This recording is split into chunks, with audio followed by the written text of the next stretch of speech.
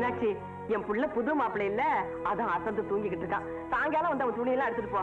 உன் புருஷன் கிட்ட சொல்லி 2 நாட்டுக்கோழி கொண்டாட சொல்லு. நல்ல இளங்கோழியா இருக்கட்டும். என்ன வாடி என் செல்லக்கிளி, என்ன வெட்ட போற ஆடு மாதிரி திருன்னு முடிச்சுக்கிட்டு நிக்கிற?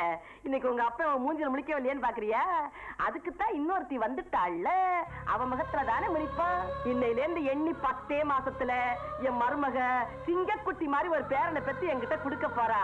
அவனை வச்சு உன் ஆட்ட பாட்டத்திலும் அடக்கிற மாட்டேன். அடக்கி தொரராசு, நான் கூப்பிடுற தொரராசு.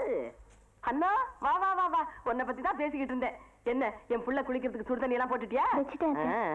அதிகாரமா பண்ற அதிகாரம். இனிமே குடும்ப பொறுப்பெல்லாம் என் மருமக பாத்துக்குவா. அந்த சாவி கொத்த குடு. ஐயோ, எதுக்கு இதெல்லாம்? இது எப்பவும் போல செல்ல கிளிக்கிட்டே இருக்கட்டும். இல்ல இல்ல, இனிமே இந்த சாவி கொத்து இருக்க வேண்டிய இடம் இதுதான்.